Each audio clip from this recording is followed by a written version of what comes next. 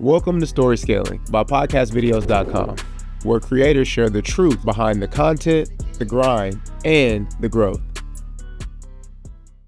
Ladies and gentlemen, boys and girls, friends and family, I am Bang of podcastvideos.com. I want to thank each and every last one of you for watching these podcasts. You guys make it possible for us to continue going. So like, subscribe if you haven't. If you found something that you found valuable, share with somebody because they might find it valuable. And if there are specific people or topics you want to discuss, holler at me. But today, I need an applause right here. Yeah, I'm gonna have my team put an applause right here. You know what I'm saying? I'm gonna have my team put an applause right here. Today, I got some special guests. And I know I say that from time to time, but today is a special show. For me personally, I have none other than Reggie James and Anthony Ball. Man, these are some good dudes. If you don't know, you guys, these are two of what I would consider the driving forces in this area for a lot of reasons, guys. And we're going to get to it. We're going to get to all of the accolades and everything, but most importantly, y'all are real people. And you see that by just popping up. I think I hit y'all last second, like, hey, man, I want to have a conversation with y'all. Come, both of y'all, I'm there. You know what I'm saying? Let me know. So thank you guys sincerely for joining me today. Oh, no doubt, man. You're our brother, man. No doubt. Look, I got this bio, and this is what the streets is saying about you know what I'm saying, Reggie James and Anthony Ball. This is what the streets is saying. This is the official report. This is the official report. So y'all let me know if we spot on or if we need to. What do you say that I am? Exactly. So check it out. It says, today's guests are the driving force behind Music Moves, an organization dedicated to making Black music accessible through performance and education. Together, they are transforming the cultural landscape of Northwest Arkansas, ensuring that the history and impact of Black music is not just remembered, but lived. Reggie James is the executive director of Music Moves and a deeply respected community leader. After arriving in Northwest Arkansas in the early 90s to attend the University of Arkansas, Reggie has spent more than 3 decades rooting himself in the region. A pastor and a mission-driven strategist, he focuses on equity, storytelling, and building legacy that reflects the true diversity of the South. Anthony Ball is also creative director and artistic director of Music Moves, a world-class percussionist. Originally from West Memphis, Anthony's training ground was the Gospel Church before he moved to Fayetteville on a full music scholarship.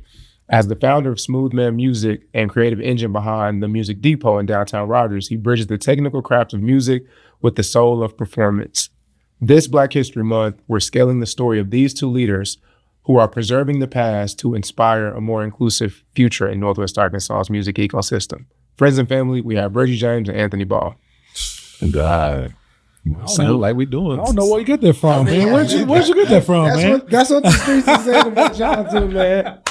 Tell me, are we spot on? What do you think? Does that fly? That Officially, I'm program director. Okay. Not creative director. Okay, program director. Yes, sir. That's my fault. But West Memphis is where I'm from. Yep. And Northwest Arkansas is home now. I love it. Man, when you guys hear, and that was an abbreviated bio. I mean, I could have went on and on and on. But when you hear some of those things that you guys either have done or are currently involved in, what stands out first? Because both of you guys are community leaders, educators, spiritual advisors of sorts. I mean, it's an exhaustive list. So when you hear these things about yourself, like, what's the first thing that comes to your mind? Man, I just think just being invested in the local community. That's the first thing that comes to my mind, that we are fully, I am fully, invested in making it happen here in Northwest Arkansas. So that's the baseline, sure, kind of for everything. Yeah. What about you? Invested is a really, really good word, man. That's actually the word that was the reason Music Depot came about. We oftentimes you have people that talk about it, what they want to do, what they want to see. In my email signature, I have one of my favorite quotes: "Be the change that you want to see in the world." Man, we invested. But also it's also pointed back to my upbringing of being from West Memphis, where it's just so community driven. Yeah. And it makes us proud because we get what we've been taught, and you know how your parents raised you, Right. how I brought you up, how I taught you. You know, that's just a testament to all that was poured into us. Yep. You know, we get a chance to be that same you know, vessel and pour into the Northwest Arkansas area, man. Man, take us back. So I hear community being a through line, you know, for both of you guys, and I can attest to that. From the programs to the events to going out to the schools, you know, you two are definitely community-driven individuals that I've had the pleasure of working with and seeing in real time. But community now feels like a buzzword. You know what I mean? So, so what is community? What does it mean? How you talk about your upbringing in West Memphis? What were some of those early forms of community that was just ingrained in your upbringing that you now carry with you? Man, for me, community is culture. You know, that's you know, you mentioned it's a buzzword. You know, it's so many words that's been weaponized and politicized and all those things. Man, these are way of life for us. You know, especially in a Northwest Arkansas area where you come and you don't know anybody, and then you find out how important community is. Right. You know how important culture is. You know, when you get more removed from your home place, your birthplace, and those things that you enjoyed that you didn't know. I did not know. I like waking up to my grandmama's coffee and grits and eggs. You know, I didn't know that I really enjoyed just sitting in the barbershop and listening to Sam Cooke and watching the old cats play checkers in the corner. You know, when you're removed from those things. So community is just is culture. It's a way of life for us. You know, it's no buzzword. It's no incentive. It's none of those things. It's just a way of life for us. Yeah. What were some of those early examples, experiences with community for you? Do you want me to say Dr. Reggie, Pastor Reggie? He'll be Dr. How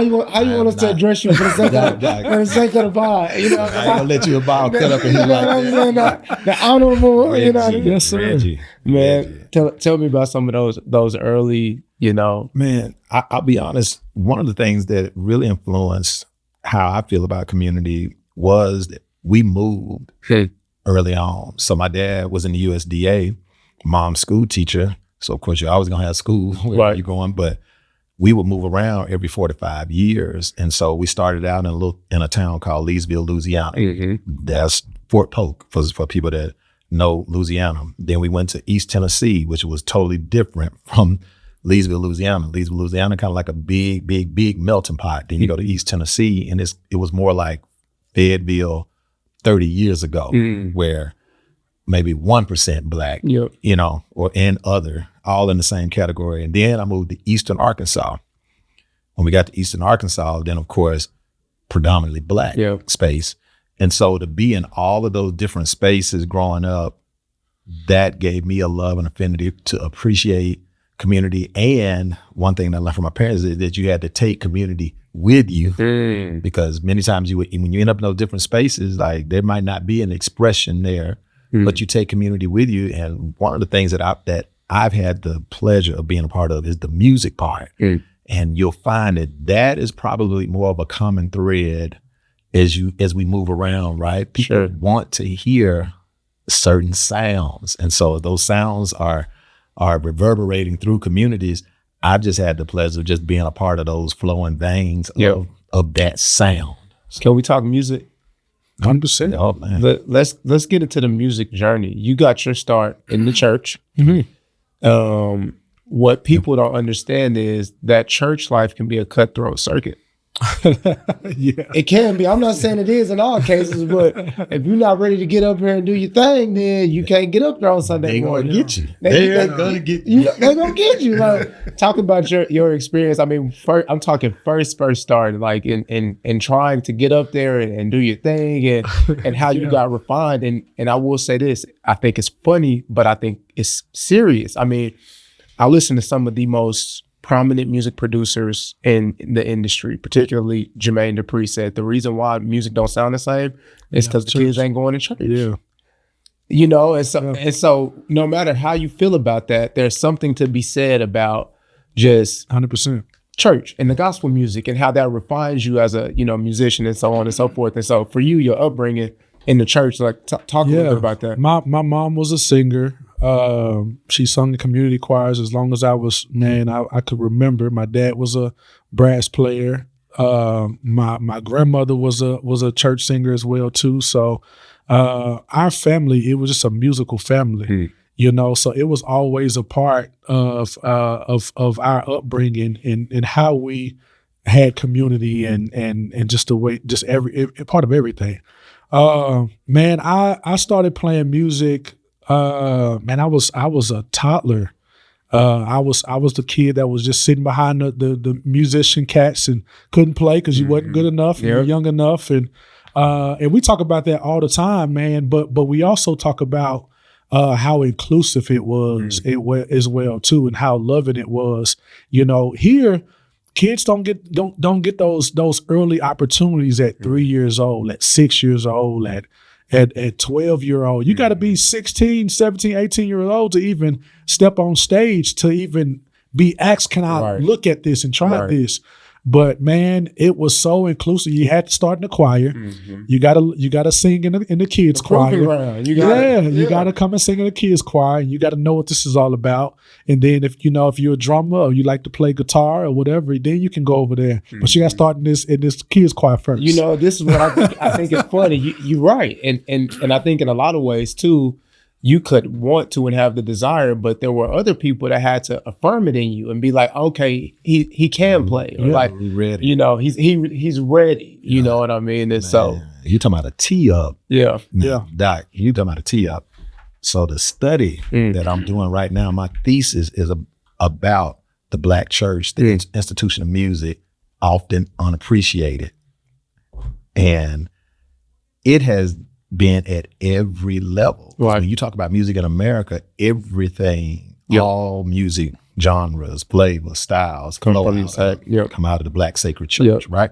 And so that sound that Jermaine is talking about, the sound that it has changed, right? And it's not all bad, but that sound, that core sound, and also the skill set of musicians, right? Because if we talking about church music go all the way from this side to this side, right? Everything. And particularly if you grew up in an area where you did have someone that they were doing a few classical songs too, you're doing spirituals, and then you're doing gospel songs, and then when you're doing praise and worship, like if that's everything on y'all's, you're gonna have to be a well-versed singer. And when we say musician, we're talking about singers and players. That's right. In order to be able to, be a part of some of them culture. Church services feel like Coachella.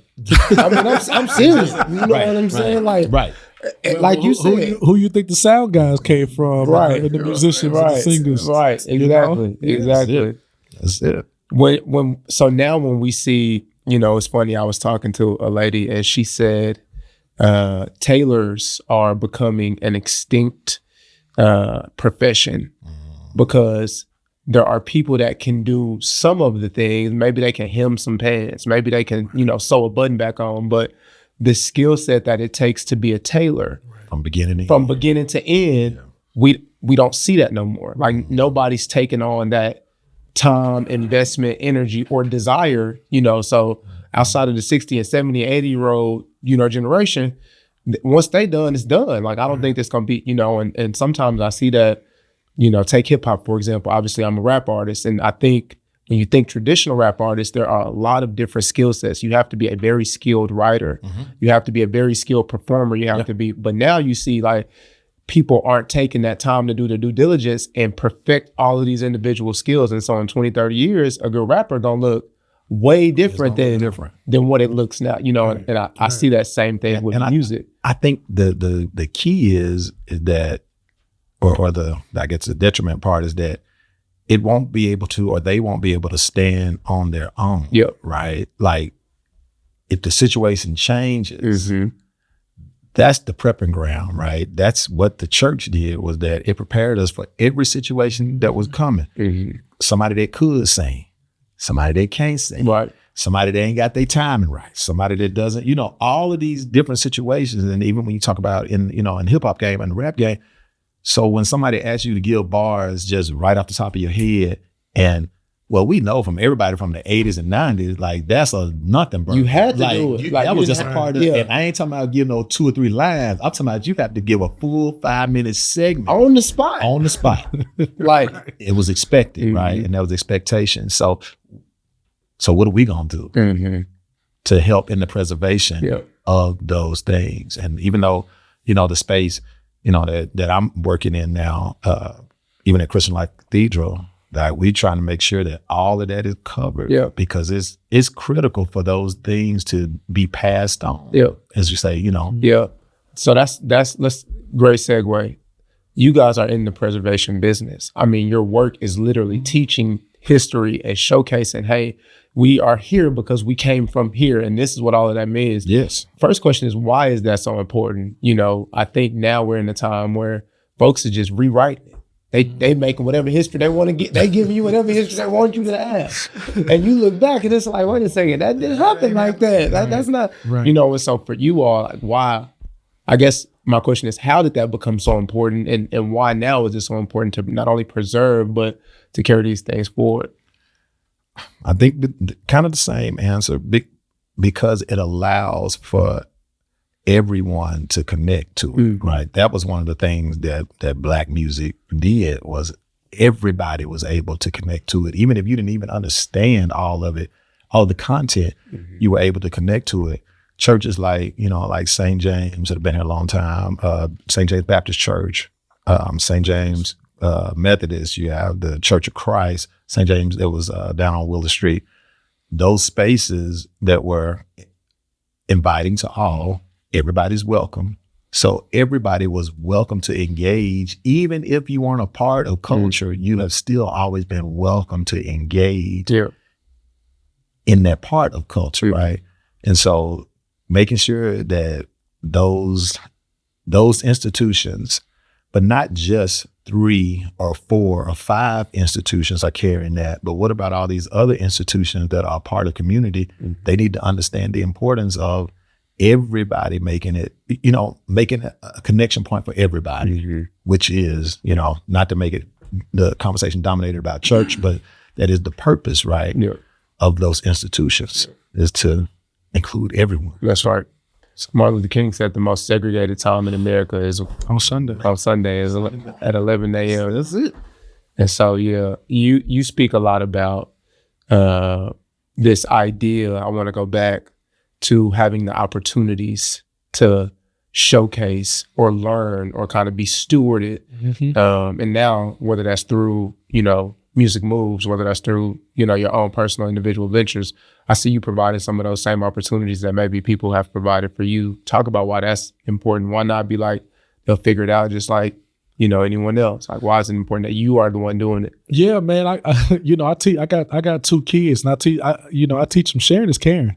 I always use it lightly, but man, it's so much meaning behind that. To your point, to the sister that was talking about tailoring, we're not dissolved of that with culture, right? With skill sets. If we don't pass it down, it goes away. And what I found is, when you go to other spaces and you don't have those cultures present, then you get to really, really key in on how important it is to you and the people that grew up in that. And then when those contributions are given and you see it in other cultures, it's impacted so many different cultures, but nobody's, drawing those pictures, describing it, so people can really, really know where this thing comes from. And even get to see themselves in it as well too. It builds bridges. There's a narrative out there when you tell these stories, it builds walls. But no, man, it really, really, what you find is it builds bridges. Reggie and I, we've talked about apprenticeships so much these last, man, I feel like it's been a decade. There's a guy here. He's one of the most on-call organ repair guys. Oh wow! In the country, right here in Rogers, and he flies all over it, churches fixing organs. And of course, with all the organs. I don't care pipe, Yeah. Hammond, Yeah. black church. Really? Yeah. So, and so we and he's getting older now, right? So we're like, what happens when he's gone? Where does that go now? And what we find is now, if it's in your culture and it's always been this prevalent, but you don't have these things that's always been there, what happened to the price? It goes up. Right. So now something that's been a part of my culture for so long, all those black churches, the Kojic churches, you got Kojic convocation that happens, and you got an organ with 6 Leslies up there. What happens when the guy that's been fixing it, that was just a deacon, because his dad taught him, and his dad taught him. And these are just skills that was passed down.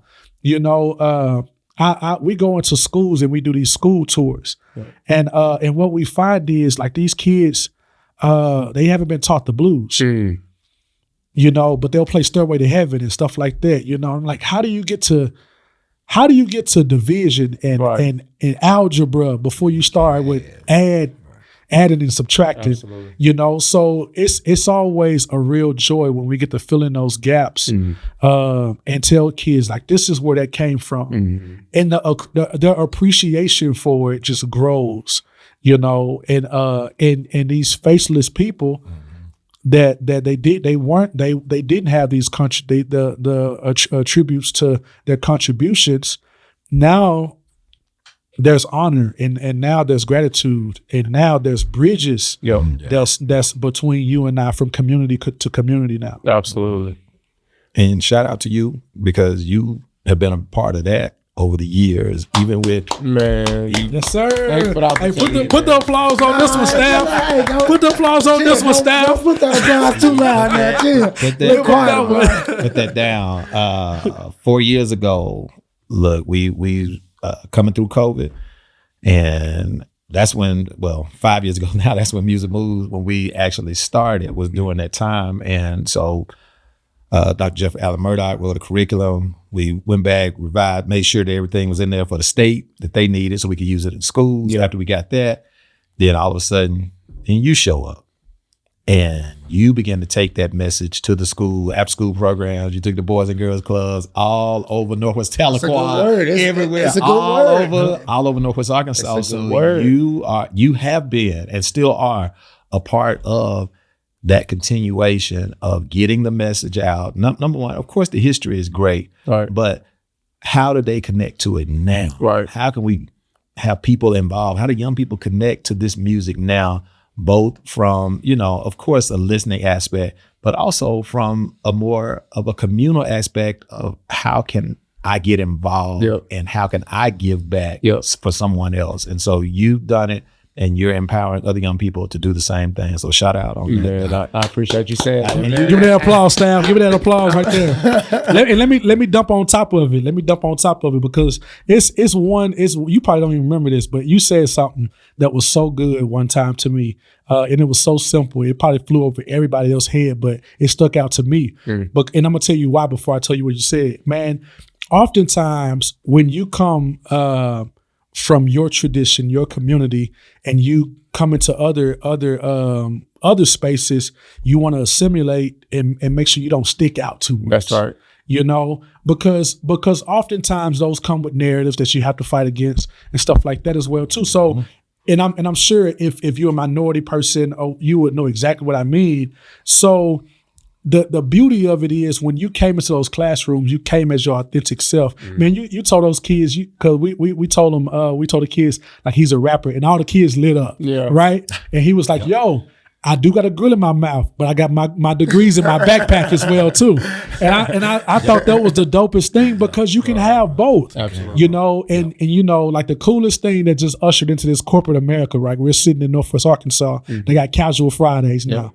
You couldn't wear sneakers. Oh yeah. In a headquarters back in the day. Right? Now you can, but you gonna be look, your style. Oh man, you gonna be the janitor. Yeah. But now you'll see you'll see the biggest VP.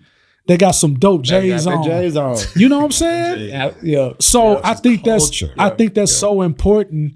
And that's culture. And for that to be accepted in mainstream America, something that we've been doing forever. Yeah. You know, it's not anything that's been shunned on now. Yeah.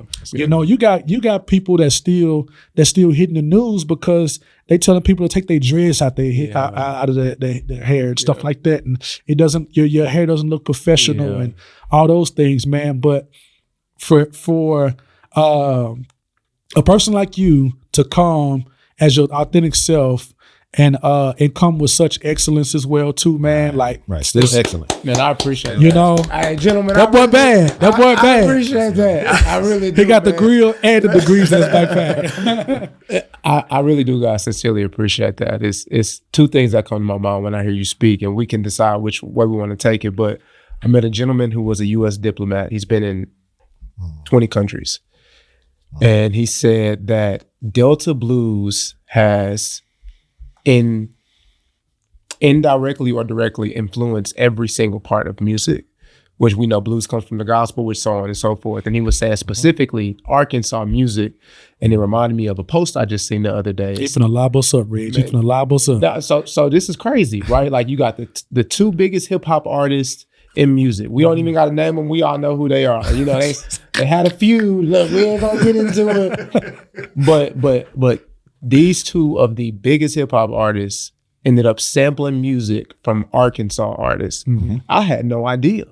One of the dudes was from McGee, Arkansas. The other dude was from somewhere, deep South Arkansas. I'm like looking at it, and I'm having to go look it up and do my research. Yeah, he from right there, blah, blah. You know what I mean? And so when we think about that now, this is Arkansas music we talking about. We're not talking about, all the other states with great music, but that ain't what we talking about. We talking about Arkansas music. And so when you think about how sometimes even us, our people don't fully understand the power and the richness of what we have. It's like you got a gold mine, or the parable in the Bible where it's like it's a treasure that's hid. Like we don't know what's right here that we sitting on. Like you say, that came from the Father and passed it to His Son. I mean, this is our heritage. You know what people. So because it's Arkansas, right?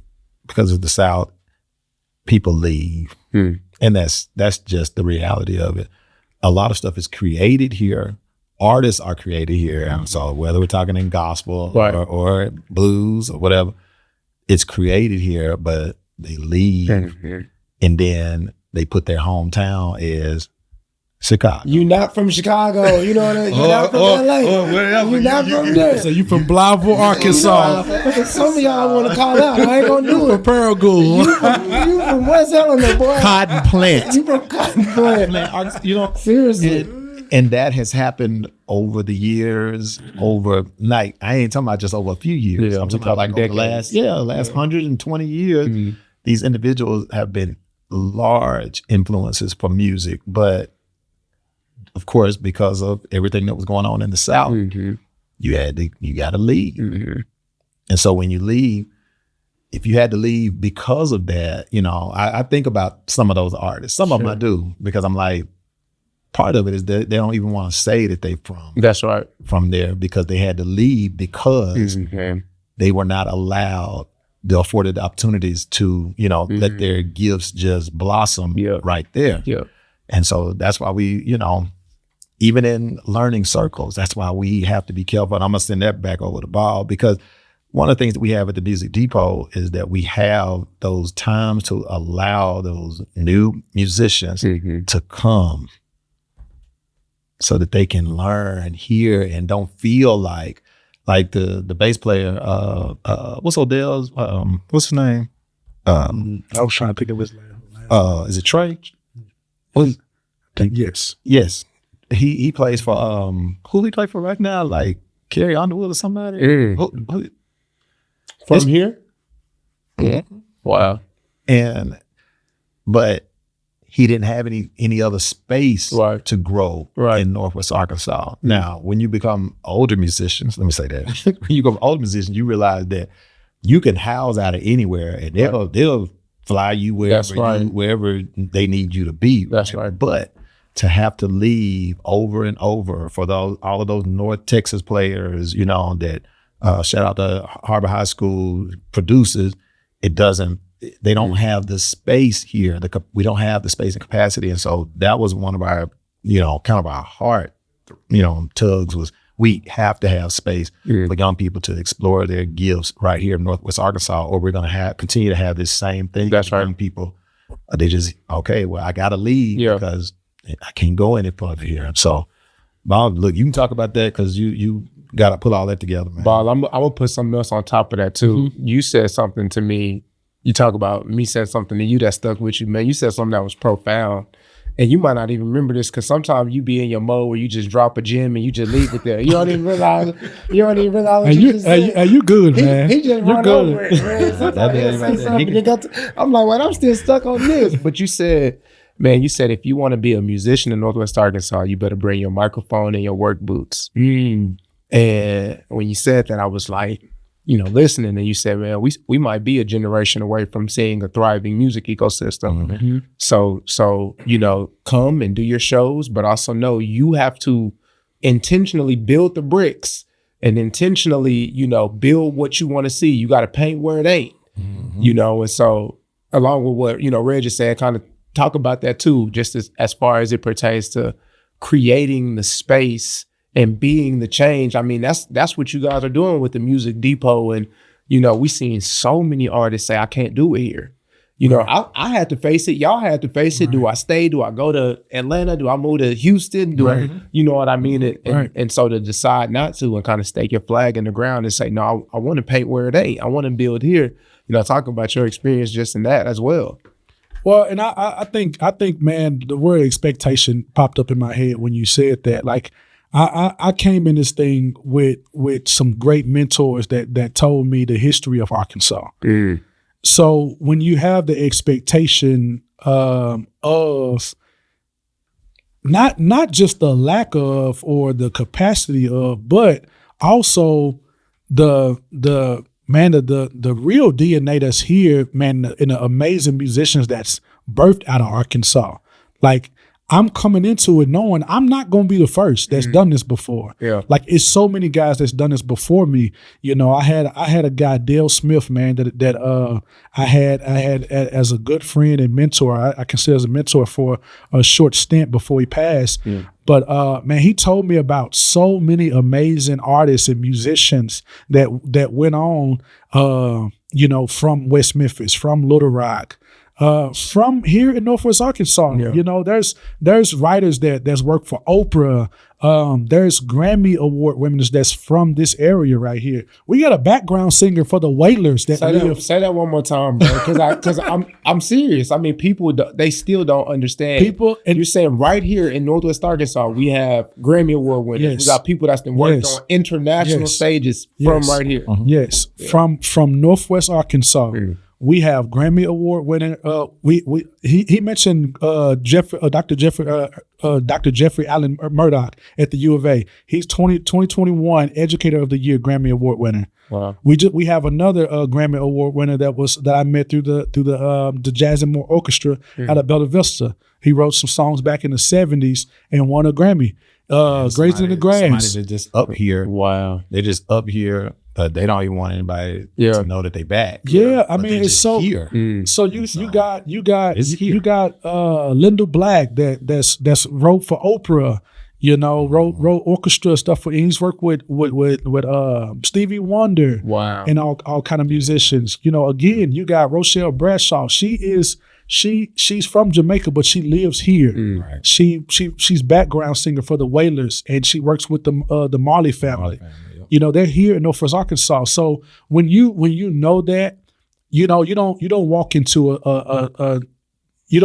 a space saying I'm from Arkansas, with your voice down. Right. You can get a little more pep in your step when times get a little bit rough, because that there are people that's done it before. It's easier when you can go into a situation knowing it's been done before. Even if we're taking the baton and taking it to the next step. Like, this is a part of the race, So for us, with Music Moves, and even putting the Music Depot in downtown Depot, yes, that's a venue that we have not seen in Northwest Arkansas. Yes, we have a jazz and blues. Shout out to Depot. Shout out to Music Come Depot. on, shout out to Depot. You Come know, on there now, is bro. Come on a jazz and blues club right in downtown Rogers that's thriving in Northwest Arkansas, and it's never been done before. You know, but we've seen the legacy blues. Yeah. You know, we've seen other iterations of this happening. We've seen Sam Cooke come to Northwest Arkansas. We've seen James Brown come to Northwest Arkansas. We've seen Bone Thugs and Harmony come to Northwest Arkansas. Absolutely. You know, shout out to the Freedom Festival that happens celebrating Juneteenth. So there's a lot of things that's happening here. So it's not out of nowhere. You know, in the Music Depot in downtown Rogers, we're putting up pictures all over the depot now. Because we want to put up those pictures so people will know, like, yeah, this is a new space and it may be a new idea, but these kind of artists have traditionally always come through. Yeah. Northwest Arkansas. We do the Freedom Festival. We're going to our fifth year this year, fifth year this year, and we brought the Ohio players last year. And Legendary. Legendary group, right? Top 5 sample group. So Really? Because just think, every time they play Roller Coaster on whatever movie. Yep. Wow. when I called the manager and I told him where he was coming, he lit up. He said, "Man, we used to come there in the 80s at least twice a month. Really? At least twice a month. The Ohio players? In the 70s, at least twice a month. They were based, so of course they were based in Memphis Right. for a long stint. Yep. And he said, "Man, this was one of my favorite places to play." He said the guys are going to be so excited about coming back. Not we haven't. There's people that say, so you I've had only been to Arkansas a couple times. He said, "Man, we should come here twice a month." And so you have professors that were here, like Yeah. Dr. Gerald Jordan Yeah. and all of them. They came because they were here when Yeah. they came in the 70s. I heard somebody say same thing about these bigger artists now. You know, you got what you guys are doing, which is what I would consider the boots on the ground, grassroots. You're building systems for the future. You know what I mean? You want the next artist that's coming up through the ranks to not have to leave. That's what, you guys are building. Then you got the other side, which is what I would consider the more corporate space that is booking Post Malone and, Right. and I think that's cool. And That's fine. You need both. You gotta That's- have both. that's You gotta Gotta have have both. both. And so on this side, I hear people say, like, these are artists who can go and do 50,000 people, no problem. But we book them at the Imp. They play for 10,000 people, but this is one of the places that they love coming. And so you They hear know the people- energy. Yeah, they know the energy. They know energy's the gonna be history, there. and they like, man, it's something. And shout out to our community, because our community does appreciate art, and Yeah. because it's an eclectic group, because of the corporate Yeah. spaces. People do support artists, 100%. when they come. Yeah. So Yeah. same for Music Moves. Look, Yeah. people do support Mhm. Music Moves, and we're grateful to the community for their community support, to all of the foundations out there that have supported us and continue to support us. We are grateful because we're able to do that because our community wants this to be here. Yeah, that's good. Man, you said something about that made me think. Chance the Rapper has a song called No More Old Men. And the premise of this song is, pretty soon there won't be any more mentors. There won't be anybody that's leading the charge, passing down the information. And now people just gonna be out on their own. And I see that now. And, my generation and younger, we don't have those older men as much. They still out there, but as much that's doing that discipling and that's doing that encouraging and kind of spurring along. And you talk about, your mentor before he passed away, and you said, like, nah, I knew what I could do because I seen, I knew it. X, Y, and Z. He told me about. And I think it's interesting because so much of success lies in just being able to see yourself In the future. in the future. See, I know I can be an artist because I seen Ball do it. I seen Bang do it. I know I can be, this because I seen Reggie do it. Like, 100%. when you talk about, this is almost going back to apprenticeship, like, man, how important is that we just continue to show up and to say, you're not going to be the first person. This is your history, Arkansas musician. This is your history. Like, man, what's our role in just that, just living it? I don't think we have to recreate the wheel, but I do think that the time Like it has to be intentional time and intentional space, just making sure that space is there.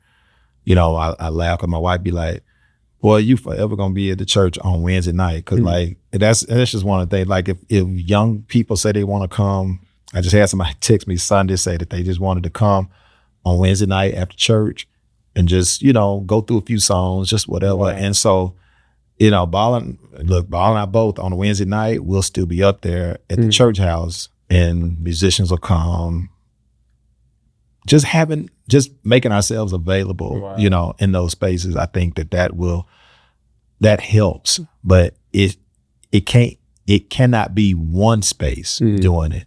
It's going to take a collective of spaces doing the same thing. And I know sometimes that's the hard part, right? Because if you're doing the same thing as somebody else, then people think that it's a competition. Right.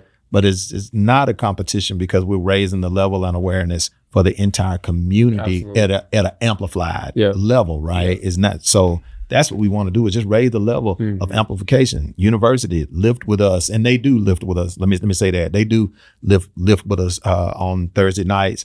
Shout out to Dr. Herzog and Dr. Sullivan and all of those professors up there and instructors that come out to the Music Depot on Thursdays to help in mentoring these young people, right?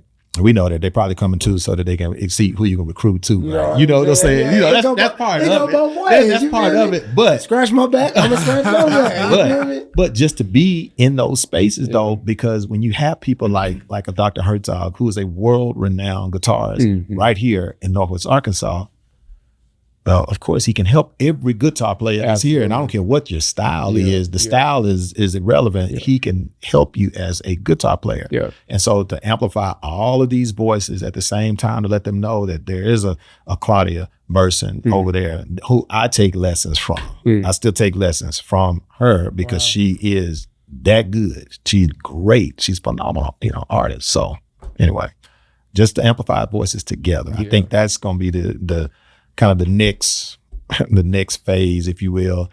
Not one or two voices, right? But amplification together. Fayetteville, the rich history that Fayetteville has is because they used to have all of these different venues, right? And so we know how the level goes with venues. You got the A crew, right? You got the B crew venue, then you got C crew, and you gotta have all of those spaces in order to train and and get everybody ready for the A space or whatever. Like 30 years ago or 35 years ago, whatever, the A space was Doc Murdoch's because you can get 1,000 folks in there. And if you coming through traveling as an artist, no matter what the music was, like they did a lot of rockabilly and stuff, but no matter what the music was, if you were that good of an artist, you can get to that space, right?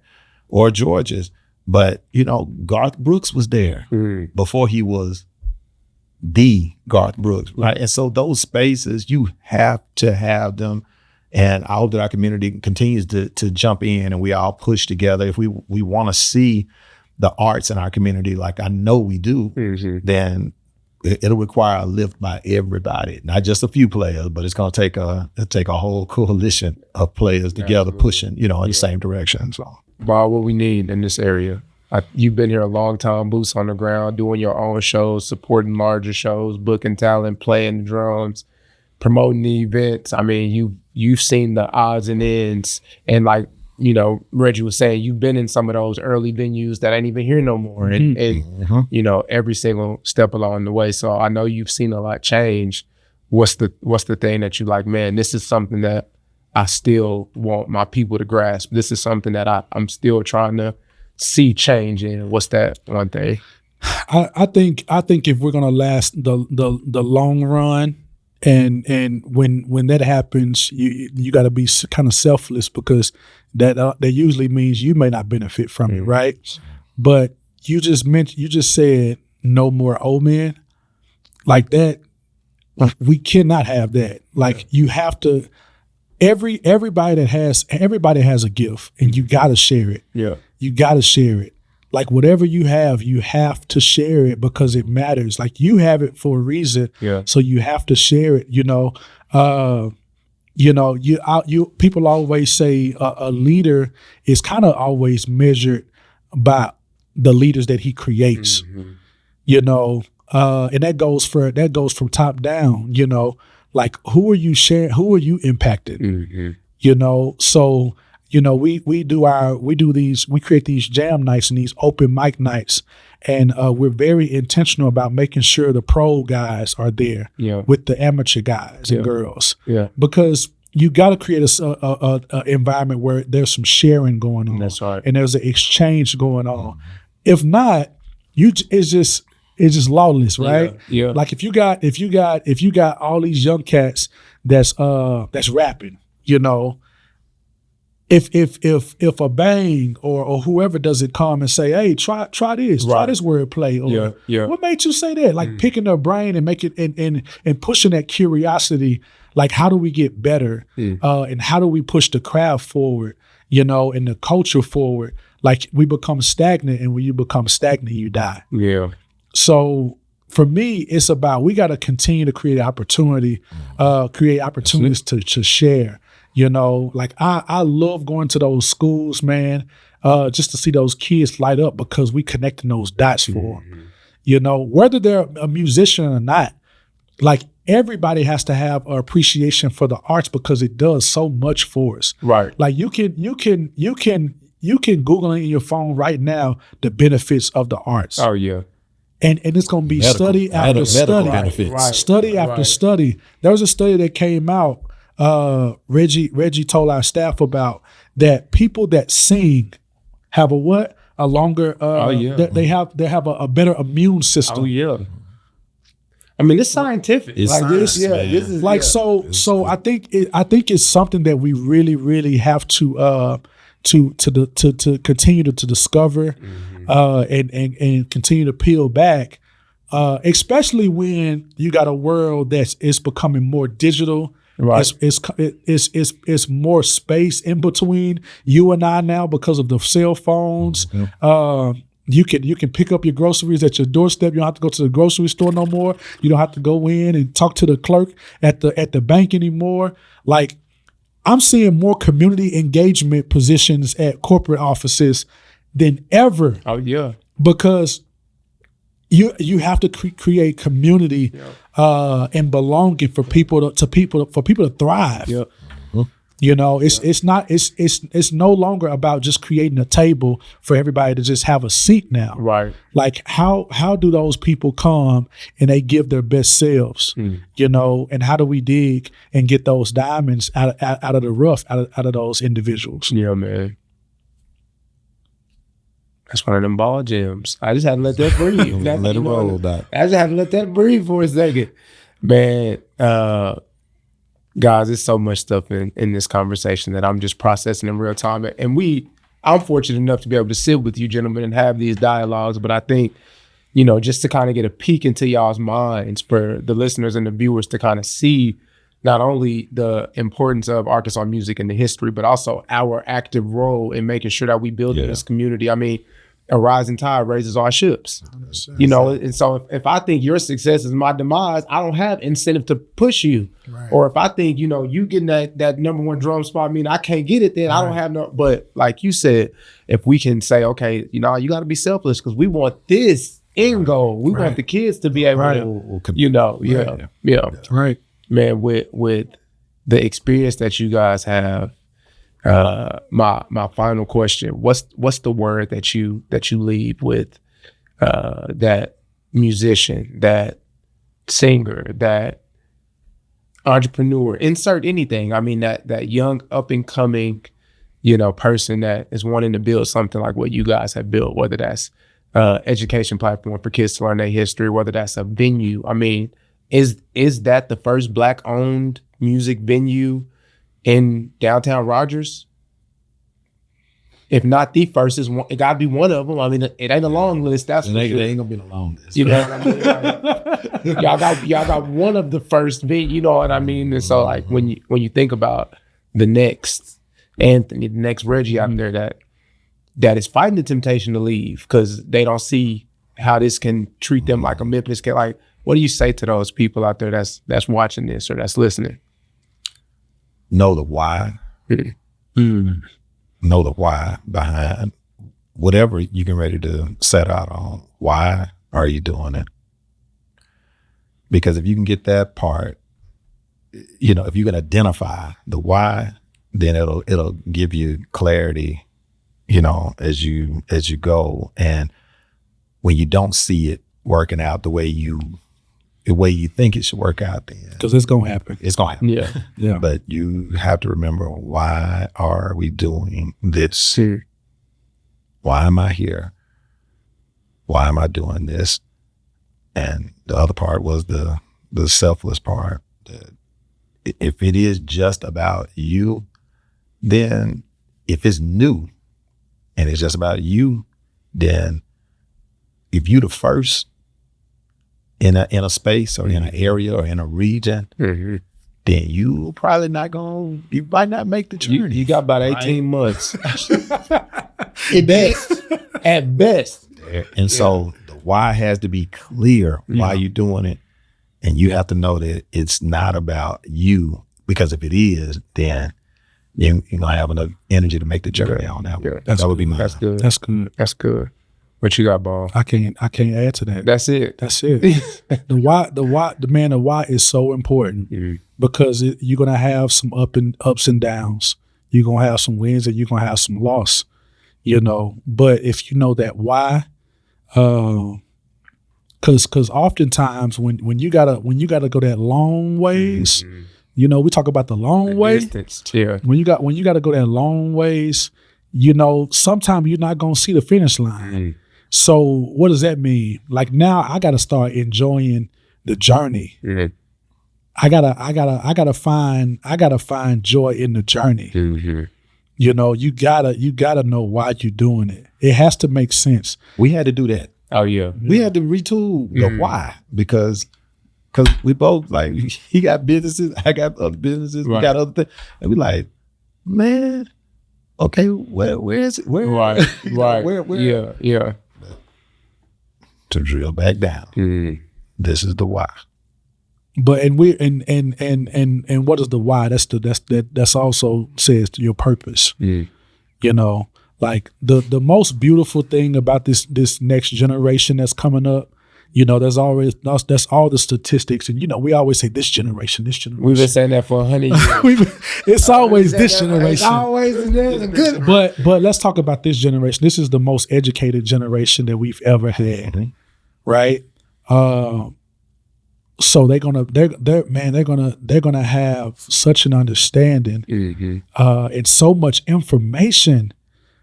And so what would we talk about information when much is given, Right. much is required. Absolutely. So now you got to start adding some purpose to all the information you have now. Like why? You know, so you got, so that's when you start to activate it. Right. You know, because I mean, information, that's just information. But when you want to activate it, you know, because it's information overload as well too. Yeah, man. And that's why we're seeing, you know, mental health issues and stuff like that as well too. And that's why this generation, they're so gifted, so talented. It's so many things to be unlocked, especially with with the digital world and the AI that's going to be riding along with them as well too. That leadership is going to be so important. That older generation to be walking alongside them, it's going to be so important. Yeah, it's going to be so important. Man, you just said something, made me think about something else. Look, we closing. Look, now we being Baptist now. You know, we done closed again. That's the play. Look, we done closed 3 times. Hey, send in your donations, cash out on it. We done closed again, but man, if now we done brought it full circle. The ancestors didn't experience any of the luxuries that we experience, right? But they were still working toward those luxuries. That's good. It was never, they knew that they weren't, Papa knew he wasn't going to make it to college. But that don't mean that he wasn't pushing for his kids, and grandkids, great-grandkids to get there. He was still fighting for those things. So That's why I'm telling you, man, you got to know why you in it, because if you're in it for yourself, you got 18 days. Yeah, I ain't giving you much no more. It's getting harder now. It's getting harder. The competition it's getting harder. And so let's even screw it down a little bit more. Like right now, man, we get so many messages from the white community, and I'm gonna just go ahead and put a name on it and speak directly to it. Our friends in the white community, we get so many messages, man. It's so much going on. What can you do? What can you do right now? It feels, I feel like I'm paralyzed because I don't know where to start. I don't know where to go. I don't know what's real. I don't know what's fake. You know, there's so much misinformation, so much manipulation. I don't know where to start in this world. Reggie, help him. I had to lob it up to the pastor. Do the next right thing. That's it. Whatever that next right move is, do the next right thing for everybody, not just for yourself. But the thing that you realize the most is that when you're doing it for everybody else, you just said that the tide brings all the ships gonna ride. Everybody gonna be able to ride. Yeah. But do the next right thing, whatever that is, wherever you are, whatever that looks like. If that looks like pulling a coworker to the side and having that conversation, then just do the next right thing. Yeah. Don't try to figure everything out because you're gonna be paralyzed with fear and not do anything. Yeah. And that's what Paul is speaking to. You're not gonna do anything, but just do the next right thing. Yeah. That's good. Step one step. Boy, put the applause in. Where can we follow y'all? Where can we keep up with y'all? Like shout out everything y'all need to shout out and all of the things. www.musicmovesar.com. That's our nonprofit. Under our nonprofit sits our music venue in downtown Rogers, the Music Depot. My personal Anthony Ball on Instagram, Facebook. You can find me everywhere. So. Look, I got me an Instagram. Come on, throw it out there, Reg. I see you came with the chain on. I see you came with the clean. Throw it out there. They always talk about, man, dude, don't never be on nothing. I got me some Instagram. The book. Man, you guys, if there is any way you can, I'm talking to now the listeners, support, encourage, follow along with what they're doing. They do phenomenal work in this community and have for the better of 2-3 decades. And so you can't find a more deserving organization to align with and to support. So look up Music Moves, look up Reggie James, Anthony Ball. They are celebs, but they do still talk to people. They're humble. So they'll give you a hug if they got an extra piece of chicken from Cane's. They'll give it to you. Hey, like Kurt Franklin say, we your uncle, your nephew, your cousin. Man, I appreciate you guys sincerely. Man. Thank you, man. You're a gift to the community, man. Thank you. You know what I mean, man. We'll do it again. Yes, sir. Let's do it. All right, peace. All right.